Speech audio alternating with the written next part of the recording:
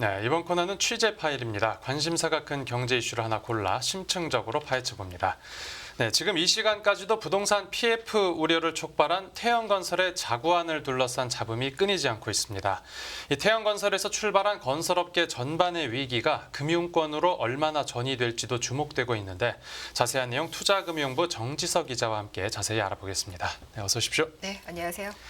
네, 이 태영건설이 쏘아올린 PF 쇼크가 쉽게 가라앉지 않는 모습입니다. 맞아요. 주말이었던 어제까지 태영그룹이 사실은 정확한 자구안을 확정짓지 못했습니다. 예. 금융당국과 채권단이 물밑 협상을 치열하게 진행을 했는데 뼈를 깎는 노력을 주문한 정부가 법정 관리 가능성까지 얘기를 하면서 시장의 분위기가 굉장히 냉랭했어요. 네네. 일단 오늘 오전에 보니까 890억 원의 유동성을 태영건설에 일단은 지원을 했습니다. 하지만 채권단 안에서는 여전히 대주주 차원의 플러스 자구안이 나와야 된다는 입장이거든요. 네. 그래서 추가 자구안을 좀 더 봐야 하고요. 아마 내일이 될 것 같은데 TY홀딩스 지분 등을 활용한 어떤 대안이 나올지가 관건입니다. 그런데 시장은 여전히 제2 또는 제3의 태영건설이 나올 수 있다 하는 우려가 굉장히 큰 상태예요. 네, 아까 말씀해 주셨었는데 네. 이제 당국에서도 뼈를 깎는 노력이 남의 뼈를 깎는 노력 아니냐라는 그쵸. 비판이 네네네. 있었던 걸 기억이 납니다. 이미 지난주에 그 롯데건설부터 해서 현대건설 그리고 GS 신세계건설이었나요? 여기에 대해서도 이제 우려가 좀 제기되지 않았었습니까? 맞아요. 지금 이제 앵커님이 말씀해주신 건설사들이 대부분 유통 그룹들인데 건설 업계에 뒤늦게 뛰어든 그룹들이죠. 네네. 그래서 이 건설사들 같은 경우에는 자기 자본 대비 PF 보증 규모가 50%를 넘습니다. 그렇다 보니까 이제 신용평가사들이 살생부 아닌 살생부로 지목을 하게 된 건데요. 이들 건설사가 지난주 동안 이제 이런 살생부에 거론이 되다 보니까 공시를 통해서 직접 입장을 밝혔어요. 그룹 차원에서 유동성을 충분히 지원할 여력이 있다 하고 입장을 밝혔는데도 시장의 우려는 여전합니다. 네. 일단 금융당국이 오늘 오전에 건설업계랑 금융권으로 확장할 수 있는 도미노 파장을 막으려고 당초에는 PF 관련 회의를 하려고 했었거든요. 네. 근데 돌연 연기를 했습니다. 아마도 이제 태영건설 사태 추이를 좀 더 지켜봐야 한다는 입장이 반영된 걸로 보이고요. 지금 이 당국이 얘기하는 것처럼 태영 사태를 전이되는 게 막는 게 굉장히 중요한 게 현대 지금 주요 건설사가 발행한 회사채 중에서 올해 상반기에 만기가 도래하는 물량이 2조 4천억 원이 넘어요. 좀 많네요. 굉장히 크죠. 네네. 네, 그래서 금융당국은 일단 내일 중으로 태영건설의 추가 자구안이 나온 것을 살펴본 이후에 관련 PF 회의를 열 예정입니다. 네, 뭐 정부에서 위기설을 차단한다고는 하고 있지만 그 현장에서 느끼는 이금융권 그러니까 특히 그 캐피탈 회사들의 분위기가 더 심각한 상황이라고요. 네, 맞아요. 그 태영건설만 보더라도 사실 제2금융권의 부동산 개발 사업장 익스포저가 한 1조 6천억 원 정도 되거든요. 네. 근데 그 중에서 캐피털 업계가 차지하는 비중이 7천억 원 정도예요. 오, 네. 뭐 생각하면 비율상으로는 적을 수 있어요. 근데 증권사의 자기 자본과 캐피탈의 자기 자본을 생각하면 사실 캐피탈은 자기 자본 대비 굉장히 많은 우발진 채무를 네. 들고 있다고 볼 수 있습니다. 네. 사실 이 최근 몇 년간 캐피털 업계가 급격하게 성장할 수 있었던 게 이 부동산 PF 사업 때문이었거든요. 네네. 그러다 보니까 건설 경기가 눈에 띄게 악화한 순간부터 캐피털 위기론이 굉장히 크게 대두됐습니다. 네. 특히 캐피털 업계의 경우에는 원래는 할브리스 금융 그리고 자동차 금융을 전통적으로 주로 하던 곳들이었는데 이게 이제 시대가 변하면서 저축은행들도 할브리스 사업에 뛰어들 수 있었고요. 또 법정 최고금리도 인하됐죠. 그러다 보니까 업계의 경쟁이 너무 심했던 거예요. 그래서 살 길이 막막해졌던 캐피털사들이 이젠 기업이나 투자금융시장으로 뛰어든 거죠. 그래서 최근에는 이 부동산 PF 시장에서 기회를 엿본 겁니다. 네. 지금 아직 결산 보고서가 나오지 않았기 때문에 작년 말 기준으로 정확한 통계가 없습니다. 그래서 9월 기준으로 좀 볼게요. 네네. 작년 9월 말 기준으로 캐피털 업계의 총 자산 규모가 230조 원 정도거든요. 근데 이 업계가 팬데믹 전후로 재작년까지는 연평균 두 자리씩 성장을 했었어요. 근데 부동산 경기가 꺾인 작년에는 2%를 채 성장하지 못했습니다. 네. 영업자산 같은 경우에는 1%도 늘지 못했어요. 그러니까 소수점으로 성장한 거죠. 네네. 그러니까 이게 2021년 이후에 영업자산이 자동차나 개인 또는 할브리스 금융보다 PF를 포함한 기업 대출과 투자금융 중심으로 성장했기 때문입니다. 예. 그러니까 실제로 한때 50%에 육박했던 영업자산에서 자동차 금융이 차지하는 비중이 최근에는 업계 평균으로 그 절반 가까이 떨어졌더라고요. 그러니까 지금 그 당시에 PF 부동산 PF 사업이 지금 와서 이 독이 됐네요. 그렇죠. 네. 그 캐피탈 업계 안에서도 또 어떤 유독 좀 취약한 곳이 있을까요? 뭐 전반적으로 일단 다 어렵습니다. 근데 특히 신용등급 A 이하의 캐피탈사들이 위기 의식을 훨씬 더 크게 느끼는 것 같아요. A 이하요? 네. 네네. 이게 이제 PF 대출이 영업 자산에서 차지하는 규모가 A급 이하 캐피탈사들이 훨씬 더 크기 때문입니다. 네네. 네, 쉽게 신용등급 기준으로 조금 볼게요. 네.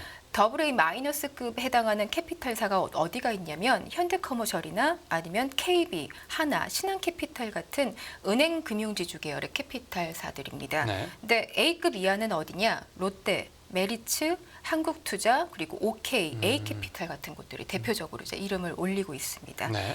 이들 캐피탈사는 모두 2021년에 다 같이 컸어요. 모두 그러니까 경기가 좋을 때였죠. 근데 작년에는 A급 이하 캐피탈사들은 영업 자산의 감소세가 굉장히 가팔랐습니다. 그렇게 A급 이하 신용 등급을 가진 그 캐피탈 회사들이 뭐 유독 네. 더 어려운 이유가 있는 겁니까? 뭐 이제 앞서 말씀드린 맥락이랑 같은데요. 그러니까 AA 마이너스급 캐피탈의 경우에는 여전히 전통시장, 그러니까 자동차 금융이 차지하는 영업자산 비중이 30% 이상이에요. 적더라고 하더라도. 네. 근데 그러니까 본업이 그만큼 건실하다는 거죠. 네. 근데 A급 이하의 캐피탈 같은 경우에는 15%밖에 되지 않아요. 그러니까 반면에 PF 대출의 비중은 20%가 넘습니다. 그러니까 이게 자동차 금융 시장의 경우에는 뭐 현대같이 캡티브 업체들과는 경쟁을 하기 좀 어렵고요. 또 이미 카드사들도 이미 다 진출해 있는 시장이기 때문에 네네. 중소형 캐피탈사가 뛰어들기가 만만치가 않죠. 그러다 보니까 아무래도 PF 시장 같은 데서 기회를 좀 엿본 것 같습니다. 캡티브사라는 게 어떤 겁니까? 그러니까 현대처럼 이제 현대는 현대자동차를 끼고 있잖아요. 네. 그러니까 그래서 자기들이 기본적으로 받을 수 있는 물량이 있는 곳이죠. 이런 곳들은 다른 사업에서 위기가 터져도 좀 보완할 수 네, 있는 본업에서 있는 경쟁력이 있다 보험 보니까 같은 게 있는 거네요. 그렇죠. 그리고 또 A급 이하 그 캐피탈 회사들이 어렵다라고 하는 게 네. 어떤 이거 실적이나 뭐 어떤 실제 그 건전성에도 반영이 되고 있습니까? 네, 이미 숫자로 지금 나오고 있습니다. 네. 일단 캐피탈 업계의 수익성은 신용 등급과 관계없이 추세적으로 하락하고 있어요. 근데 유독 지금 말씀해 주신 대로 A급 이하의 수익성이 크게 더 악화하고 있습니다. 작년 상반기를 좀 보면 AA 마이너스급 캐피탈은 전년 동기 대비 13% 단기 수익이 빠졌거든요. 네. 근데 A급 이하 캐피탈사는 40%나 급감했습니다. 지금 그래프에서 보면 이제 네. 왼쪽 그래프는 저 오른쪽에 있는 그 두 번째 회색에서 그렇죠. 파란색까지 맞아요. 그 차이가 크지 않은데 네네네. 저 오른쪽 그래프를 보면 이제 확 떨어진 떨어지는 폭이 게 굉장히 크죠. 네. 저렇게 많이 줄어들었다는 거군요. 예, 그럴 수밖에 없는 게 일단 상승한 조달 금리만 봐도 눈에 띄게 보여요. 네. 그러니까 AA 급 조달 금리가 21년에 1% 후반이던 게 작년 상반기에 3%를 돌파했거든요. 근데 같은 기간에 A급 이하는 2% 중반에서 무려 4%로 육박했습니다. 네, 이게 그러니까 금융 비용이 더 크게 늘었다는 거죠. 그러니까 차이를 단순하게 보면 뭐 2% 포인트, 네, 그러니까 어느 그중 비슷해 보이지만 사실 1%에서 3%면 3배고, 굉장히 큰 거죠. 네, 2% 중반에서 4%면 2배가 안 되는 거니까요. 맞습니다. 그러니까 네. 같은 돈을 시장에서 조달을 하더라도 더 큰 기회 비용을 지출해야 되는 거잖아요. 네네. 그러니까 당연히 수익성이 악화할 수밖에 없었겠죠. 네. 근데 여기에 이제 잠재 부실에 대비해서 쌓아놓은 대손 비용도 A급 이하 캐피탈들이 훨씬 더 컸어요. 네. 좀 비교를 해볼게요. 보통 3개월 미만으로 연체되는 그러니까 주의가 필요한 여신을 우리가 요주의 여신이라고 부르잖아요. 네. 근데 이 요주의 여신이 늘어나는 속도가 AA 마이너스급 캐피탈사는 5% 수준이었는데 A급 이하는 무려 7%를 웃돌았어요. 그러니까 훨씬 더 나쁜 자산들이 빨리 성장한 거죠. 예. 특히 금융당국은 이 3개월 이상 갚지 못하고 있는 사실상의 부실채권이죠. 네네. 그러니까 예비 NPL이 될 텐데요.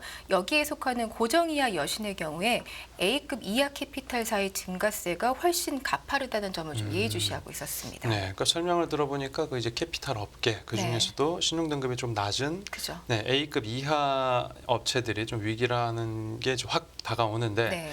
이제 금융 당국에서는 어떤 입장입니까? 일단 금융당국은 일단 작년 3분기부터 아마 위기의식을 좀 크게 느꼈으니까 여신금융회사가 부동산 PF 관련 리스크를 관리하는 모범 기준을 개정을 해서 자산 분류 기준을 좀 더 강화했습니다. 그러니까 작년 3분기 일이죠? 네, 작년 3분기요. 그러면 미리부터 좀 대비를 어느 정도 한 겁니까? 그렇죠. 시장에 이미 시그널이 있었기 때문에 미리 대비를 한다고 한 겁니다. 네. 그러니까 근데 이제 그리고 이제 지난주에는 정완규 여신협 회장이 캐피털 업계에도 스스로 조금 노력을 부탁을 했어요. 그러니까 네. 높은 유동성 비율을 먼저 선제로 당부를 했고요. 그러니까 그만큼 만약에 이 시장이 흔들릴 수 있으니 좀 조달을 좀 더 미리 할 수 있도록 유동성을 충분히 갖춰 놓으라는 뜻이었겠죠. 네네. 그리고 또 뭐 기존에 있었던 PF 대주단 협약이나 PF 정상화 지원 펀드가 좀 조성되어 있는 상태니까 뭐 충분히 시장이 지금 현재 우려하는 것처럼 위기가 확산하지 않도록 지금 업계를 다독이고 있는 상태입니다. 위기가 다가오지 않을 거라고 이렇게 단순하게 말로만 하는 건 네. 뭔가 좀 아니하는 것 같기도 한데요. 아니란 것 같긴 한데 또 이게 시장의 리스크라는 게 사실 말 한마디에 굉장히 출렁일 수 있는 시장이잖아요. 그러니까 네네. 시장에다가 금융당국 관계자가 시장이 어렵습니다라고 위기를 인지하는 순간 갑자기 시장이 급락하거나 변동성이 더 커질 수 있겠죠. 그래서 당국 네. 입장에서는 일단 좀 안정할 수 있도록 좀 안심할 수 있는 메시지를 계속 던지는 것 같아요. 그래서 이런 말이 나온 거군요. 네. 그런데 그 금융권 전체에 퍼져 있던 이제 부동산 PF 대출 잔액을 좀 파악을 해보지 않았습니까? 네네. 그런데 그 당국과 시장이 집계 규모에서 차이를 보이지 않았습니까? 네, 좀 달라요. 일단 당국이 발표한 그 대출 잔액 규모는 134조 원, PF 관련 자산, 그러니까 대출 자산이 134조 원이라고 이야기를 했고 네. 연체율도 2% 초반이라고 이야기를 하면서 좀 안심을 시켰거든요. 네네. 근데 지금 시장에서 파악하고 있는 대출 잔액 규모는 164조 원이 넘습니다. 오. 그러니까 약 우발 채무가 30조 원 정도는 더 있겠다라고 생각을 하는 거고 네. 또 연체율도 지금 2%대로 낮게 나온 거는 이제 보수적으로 관리해 왔던 은행권들의 그 연체율이 0.24%밖에 되지 않아요. 근데 반면 증권사나 캐피탈 같은 경우는 두 자릿수를 지금 증권사는 이미 두 자릿수를 넘었고요. 캐피탈사도 지금 굉장히 그 가파르게 상승하고 있거든요. 30조 원이면 차이가 좀 많이 나는 거 많이 아닙니까? 나죠. 네, 많이 나고 사실은 그 연체율 2% 초반이라고 하는 것도 믿을 수 없다고 이야기를 하는 게 그 카운트되지 못한 부실 자산이 더 있다고 생각을 하기 때문에 그거보다는 훨씬 더 실제로 높을 걸로 지금 내다보고 있습니다. 네. 네, 그래서 지금 다 아무래도 이제 사실은 총선 이후로 PF 관련 부실이 터질 걸로 예상을 했거든요. 근데 지금 태형건설을 계기로 사실 일찍 노출이 됐어요. 그러니까 그러다 보니까 정부 역시 어떤 관리 역량이 시험대에 올라선 상태죠. 그러다 보니까 어떻게든 총선 전까지는 이 리스크를 조금 잠재우고 싶을 것이고 그러다 보니까 위험을 좀 축소하는 게 아니냐라는 시장의 시각이 있는 것 같습니다. 4월 총선 때까지 어떻게든 위기가 터지지 않게 네. 막아보려고 했는데 이게 너무 빨리 터져버린 거예요. 태형건설을 계기로 이제 너무 수면 위로 빨리 올라와 버린 거죠. 네, 총선에도 영향이 좀 있겠네요, 그러면. 뭐 이 관리를 어떻게 하느냐에 따라서 요즘 그 태형건설 관련해 가지고 댓글 보니까 그런 얘기가 있더라고요. 그 사실 주말까지 태형건설이 굉장히 합당한 자구안을 내놓지 않았다는 이유로 댓글에는 뭐 채권자인지 채무자인지 모르겠다. 저런 기업 때문에 혈세를 투입하게 된다면 정부를 믿을 수 없다. 이런 댓글, 부정적인 댓글이 굉장히 많더라고요. 네. 그러니까 아마 그런 그 시장의 인식을 조금 굉장히 신경 많이 쓰는 것 같아요. 네네. 지금 일단 그 캐피털 업계에서 다시 돌아가서 네네. 캐피털 업계의 경우에는 시장이 지금 주목하고 있는 포인트가 크게 두 가지입니다. 네. 일단 아까 말씀드렸잖아요. 지난해 3분기 기준으로 PF 관련 자산 관리하는 기준을 강화했다고. 그러면 기준을 강화하다 보면 그러니까 여기에 있는 자산을 평가하는 수준이 좀 더 올라가겠죠. 예. 그러니까 지금은 안전하다고 보이겠지만 그게 더 악화할 가능성을 크게 보는 거잖아요. 그래서 향후에 요주의 이하 여신이나 고정 이하 자산 비율이 급격하게 올라갈 수 있다는 점을 우려하더라고요. 네네. 그리고 또 은행 금융지주 같이 든든한 대주주가 없는 A급 이하 캐피탈사, 아까 뭐 AA 마이너스 캐피탈 같은 경우에는 이제 은행 지주가 뒤에 있으니까 만약에 정 급하면 지주나 은행으로부터 돈을 받을 수 있겠죠. 네네. 근데 그렇지 않은 독립계열이나 뭐 부동산 PF 투자가 많은 캐피탈 같은 경우에는 유동성을 담보할 수가 없거든요. 그래서 그런 캐피탈사 같은 경우에는 만약에 시장까지 흔들려서 조달 환경이 악화되면 유동성 위기에 노출될 수 있다라고 보는 우려의 시선이 있는 것 같습니다. 네네네. 일단 좀 위험 전이를 막겠다는 정부의 의지가 강해요. 아까 방금 정부에서도 일단 추이를 좀 지켜보자. 아직 그렇게 우려할 정도는 아니다라고 계속 안심을 시키기 위한 메시지를 던지고 있거든요. 네. 근데 사실 리스크가 틀어 막는다고 막아지는 건 아니잖아요. 그렇죠. 네, 시장이 가장 잘 먼저 알겠죠. 사실 올해 만기가 도래하는 기타 금융채 그리고 또 캐피탈채 중심으로 여전체 시장 전반에 대한 주의가 좀 필요해 보입니다. 네, 또 새로운 내용 있으면 업데이트해서 또 나와서 출연 부탁드립니다. 네. 네, 오늘 취재 파일 여기서 마무리하겠습니다. 잘 들었습니다.